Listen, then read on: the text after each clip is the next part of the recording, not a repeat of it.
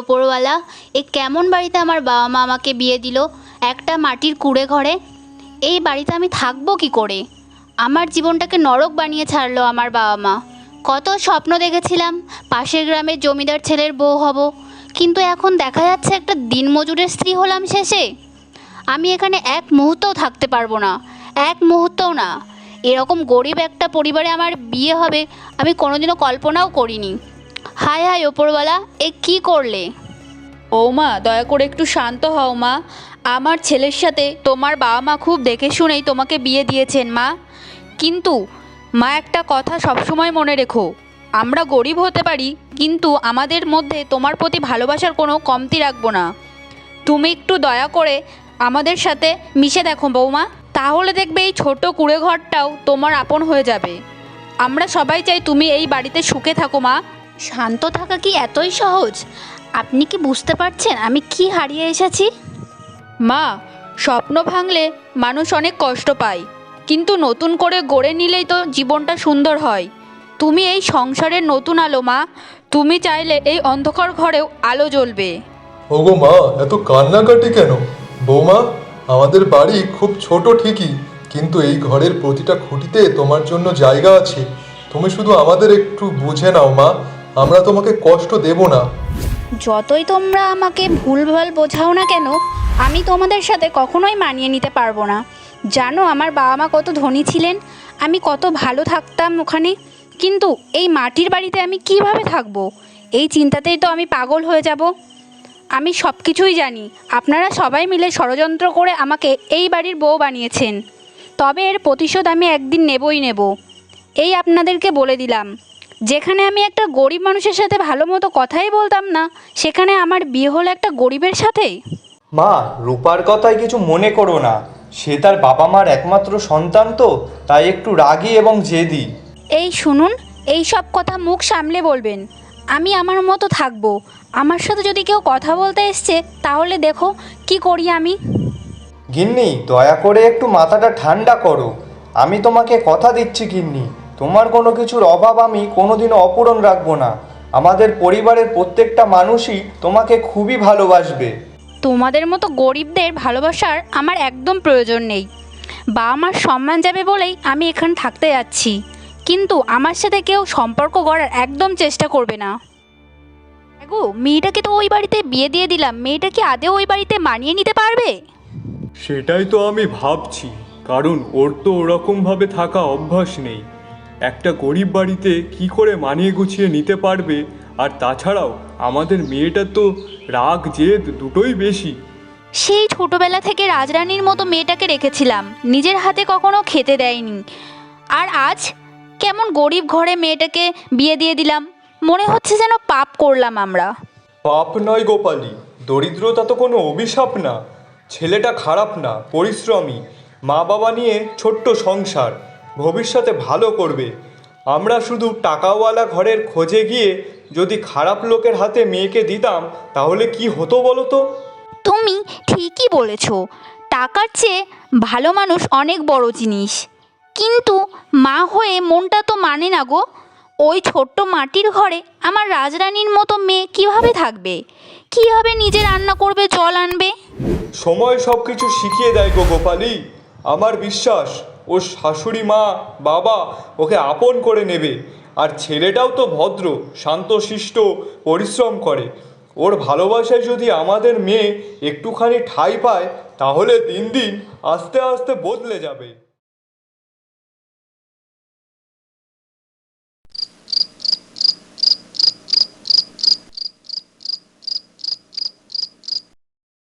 গিন্নি, তোমার জন্য খাবার বেড়েছে মা, খেতে চলো। আমিও সব গরিবদের খাবার খাই না, তুমি গিয়ে খেয়ে নাও। গিন্নি, জানি তোমার অনেক কষ্ট হচ্ছে। তুমি একটা রাজকন্যার মতো বড় হয়েছো, হঠাৎ এই ঘরে এসে মানিয়ে নেওয়া সহজ নয়, কিন্তু বিশ্বাস করো, আমি তোমার ভালোটাই চাই। তুমি কিছুই বুঝবে না। আমি যা হারিয়েছি তা তোমার মতো একজন দিনমজুর কোনোদিনও বুঝবে না। আমি স্বপ্ন দেখেছিলাম শাশুড়ি হবে কাঁচার রঙের, কপালে থাকবে সোনার টিপ, আর এখন মাটির ঘর, ছাকা হাঁড়ি, ধোয়া কুয়োর জল। আমি তো স্বপ্নও দেখিনি এরকম জীবন। আমি জানি তুমি কি হারিয়ে এসেছো। তোমার গল্প আমি প্রতিদিন তোমার চোখে পড়ি।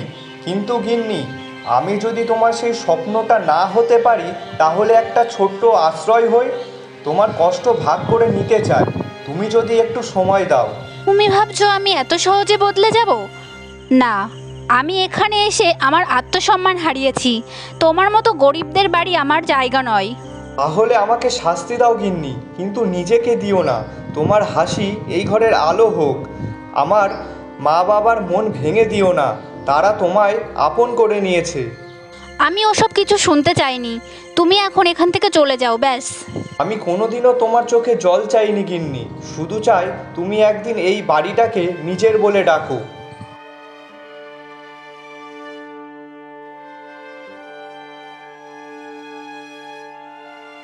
বৌমা, রাগ করে খালি পেটে থেকো না মা, শরীর খারাপ হবে।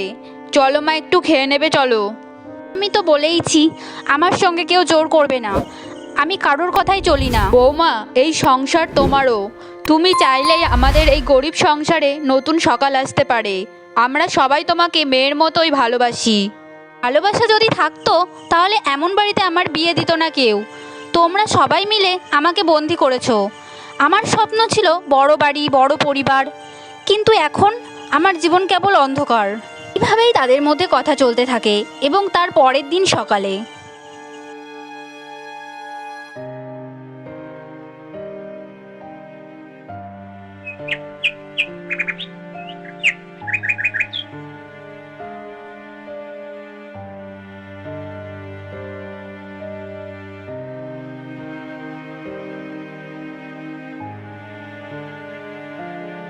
কিরে ভাই, নতুন বিবাহিত জীবন কেমন কাটছে? ওই চলছে আর কি। এ কি কথা রে, নতুন নতুন বিয়ে হয়েছে আর তুই বলছিস ওই চলছে আর কি? ও এখনো আমাদের সাথে মানিয়ে নিতে পারছে না। আমি চাই ও আমাদের আপন করে নিক, কিন্তু কিভাবে মন জিতবো বলতো?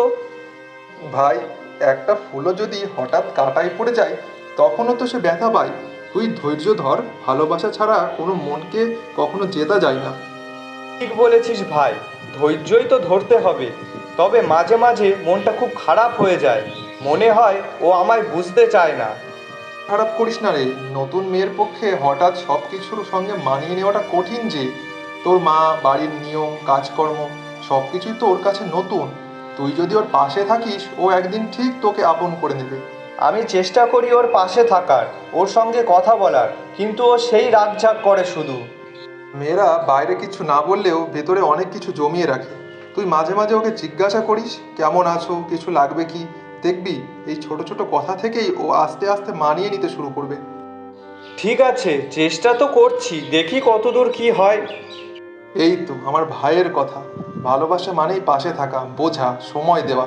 তুই দেখিস তোর ঘর একদিন সুখে ভরে উঠবে। তোর মুখে শুনে মনটা হালকা লাগছে রে দীপক।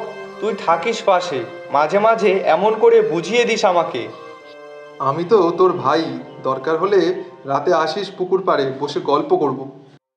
আচ্ছা ঠিক আছে, আমি তাহলে এখন আসি রে, পরে কথা হবে।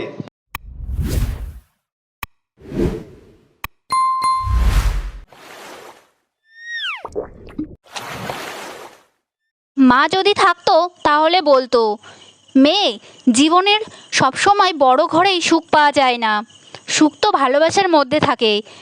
কিন্তু আমি কেন সেটা বুঝতে পারছি না মা? আমি কি সত্যিই ভুল করছি? বৌমা, তুমি তো কালকেও কিছু খাওনি, তাই তোমার জন্য তোমার শ্বশুরমশাই মাংস আনতে গেছে বাজারে। তাই এখন একটু আলু সিদ্ধ আর ডাল দিয়ে খেয়ে নাও, দুপুরে মাংস দিয়ে খেও। হ্যাঁ হ্যাঁ, ঠিক আছে, আপনি যান, আমি আসছি। সত্যি বলছো বৌমা, তুমি খেতে যাবে? হ্যাঁ, আপনি চলুন, আমি আসছি খেতে। বাপন, মাংস কিলো কত করে চলছে এখন? হরিদা, আজ হঠাৎ মাংস নিতে আসলে যে? কোনো আত্মীয় এসেছে নাকি বাড়িতে? আরে না রে, বাড়িতে নতুন বৌমা এসেছে তো, তাই তাকে মাংস খাবো, তাই জন্যই এসেছি আর কি। ও হ্যাঁ, তাই তো। তোমার ছেলের তো নতুন নতুন বিয়ে হয়েছে শুনলাম। হ্যাঁ। নতুন বৌমা কেমন? কাজবাজ সব গুছিয়ে নিচ্ছে তো শ্বশুর বাড়িতে এসে? আরে ও এখনো সব কিছু মানিয়ে গুছিয়ে উঠতে পারেনি। আসলে বাচ্চা মেয়ে তো, তাই সহজে মেনে নিতে পারছে না। আর তাছাড়াও অনেক বড়লোক বাড়ির মেয়ে। অনেক বড়লোক বাড়ির মেয়ে? তা হরিদা, তুমি হঠাৎ এত বড়লোক বাড়ির বৌমা নিয়ে আসলে কেন? সে কি মানিয়ে গুছিয়ে নিতে পারবে আমাদের মতো এই গরিবদের গ্রামে? আসলে তার মা বাবা অর্থাৎ আমার বেআইন খুব ভালো মনের মানুষ। তারা অতি বড়লোক হয়েও তাদের কাছে গরিব ও ধনী ব্যক্তি দুটোই সমান। তাদের কোনো অহংকারও নেই। তারা নিজে থেকেই রাজি হয়ে এই বিয়েটা দিয়েছে। ও আচ্ছা আচ্ছা, তা নতুন বৌমা কি আজকেই প্রথম মাংস রান্না করবে নাকি কেউ করে দেবে? হ্যাঁ রে, এমনকি নিজের কাপড়টাও নিজে ধুতে জানে না। কিন্তু কি করব বল, মানুষটা খারাপ না, ভেতরে শুধু খুব ভয় পায়। নতুন পরিবেশ, নতুন লোকজন, কিছুই এখনো আপন করতে পারিনি। ও বুঝেছি, আসলে বড়লোক বাড়ির মেয়ে তো, তাই সব চাকরানিরাই করতো। তাই তো, আমার স্ত্রী খুবই ধৈর্যশীল, মেয়েটাকে নিজের মেয়ের মতোই দেখছে। আজকে তার কথাতেই তো মাংস কিনতে বেরিয়েছি। বললো নতুন বউকে ভালো কিছু খাওয়াতে হবে। খুব ভালো কথা বলেছে, খাওয়া দাওয়াতে মন ভালোও হয়। তা হরিদা, কতটা মাংস দেব? আমরা তো 4 জন মানুষ, দে ওই 1 কেজি মতোই দে। আচ্ছা দাঁড়াও, আমি এক্ষুনি দিচ্ছি। এই নাও হরিদা।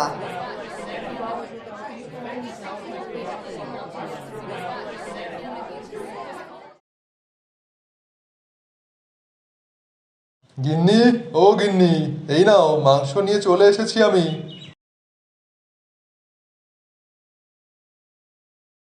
ও, তুমি চলে এসছো? কই দাও ব্যাগটা দেখি। হ্যাঁ হ্যাঁ, নিয়ে যাও। গিয়ে ভালো করে মাংসটা কষিয়ে রান্না করো, যাতে বৌমার খেয়ে মনটা ভরে যায়। হ্যাঁ গো, সেটাই তো চেষ্টা করছি, বৌমা যাতে এই গরিব পরিবারটাকে মানিয়ে গুছিয়ে নেয়। আমি কি কোনো ভুল করছি? এরা তো মনে হচ্ছে সত্যিই মনের দিক থেকে ভালো মানুষ। আমাকে মানানোর জন্য এরা কত কিনাই করছে। এরা গরিব মানুষ, এদের নুন আনতে পান্তা ফুরায়, তাও আমার জন্য এরা মাংস এনেছে। এদের কাছে টাকা পয়সা না থাকলেও এদের মনটা টাকা পয়সার থেকেও অনেক দামি মনে হচ্ছে। না, আমি হয়তো কোনো ভুল করছি। আমাকে আস্তে আস্তে এই পরিবারটাকে মেনে নিতে হবে।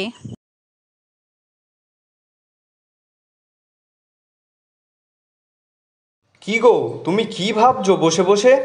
হ্যাঁ, না না কিছু না। না না, মার এখনও রান্না হয়নি। বাবা একটু আগে মাংস এনেছেন, সবে গেছে রান্না বসাতে। কি, এ কি শুনছি আমি? এটা কি সত্যি?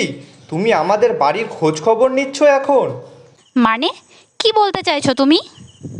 না মানে এই যে তুমি খোঁজ খবর নিচ্ছ যে রান্না এখনো হয়েছে কিনা, বা বাবা বাজার করে নিয়ে এসেছে কিনা। না না, বাবা বাজার করে নিয়ে এসে মাকে বলছিল, তাই আমি শুনতে পেয়েই বলছি তোমাকে।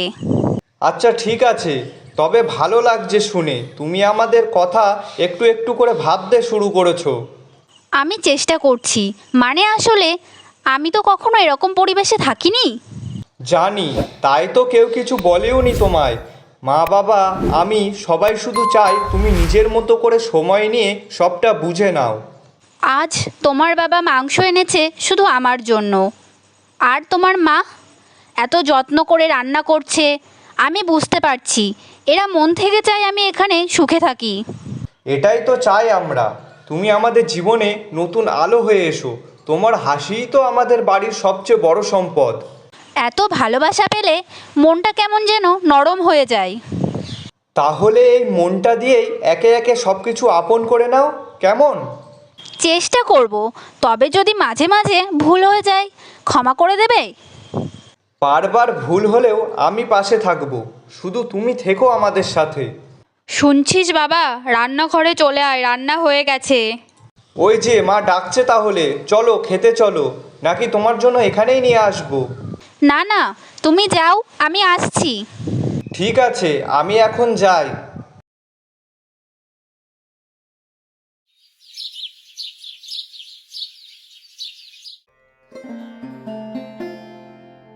মা, বাবা, তোমরা এখানে কেন? আমরা এখানে আসতে পারি না বুঝি? না না, এ কি বলছো তোমরা? কেমন আছিস রে মা? তোর জন্য বাড়িতে মনটা আমার খুব খারাপ লাগছিল। ভালো আছি। প্রথম প্রথম তোমাদের ওপর আমার খুব রাগ হচ্ছিল যে তোমরা আমাকে একটা গরিব পরিবারে বিয়ে দিয়েছো। কিন্তু আস্তে আস্তে আমি বুঝতে পারি এরা যে মানুষ হিসেবে মন্দ না। তোর হাসিটাই আজ প্রমাণ দিচ্ছে গরিব ঘরেও রানীর মতো থাকা যায় যদি মন বড় হয়। প্রথমে মনটা ভেঙে গিয়েছিল, কিন্তু এখন বুঝতে পারছি ভালোবাসা থাকলেই ঘর তৈরি হয়। তোর মুখে এই কথাগুলো শুনে মনটা শান্ত হলো রে মা। তুই ওই বাড়ি থেকে আসার পর থেকে মনটা কেমন কেমন করতো। আমি এখন ঠিক আছি মা, সত্যি বলছি। প্রথমে কষ্ট হতো, অভ্যাস না থাকায় অনেক কিছুই নতুন মনে হতো, কিন্তু এখন মনে হচ্ছে এটাই আমার আপন ঘর। গরিব ঘরের দেওয়াল নড়বড়ে হতে পারে, কিন্তু যদি সম্পর্কটা শক্ত হয় তাহলে সেই ঘর কখনো ভাঙে না। তোমরা এসেছো দেখে আজ মনটা আরও হালকা লাগছে। এতদিন পর যেন নিজের বাবার গলা শুনে বুকটা জুড়িয়ে গেল।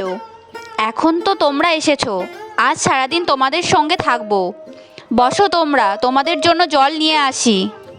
না মা, তুই বস, আমি তোকে দেখতে এসেছি, তোকে কাজ করাতে নয়। আপনাদের দেখে আজ বাড়িটা আরো আলোকিত লাগছে। নতুন বউ তো সকাল থেকেই একরকম বদলে গেছে। হাহা, আমরা মেয়েটাকে একটু সময় দিলেই ও আপন করে নেবে সবাইকেই। ছোট থেকেই ওর মনটা বড়। সেই মনটাই তো আজ আমাদের ঘরটাকে ঘর বানিয়ে তুলেছে। আমি সত্যিই এখন বুঝতে পারছি জীবনের সবথেকে বড় সুখ টাকা না, বরং মানুষের ভালোবাসা, সম্মান আর পাশে থাকার ভরসা। আজকে মনে হচ্ছে আমাদের এই টিনের ছাউনির নিচে রাজকন্যার বাস।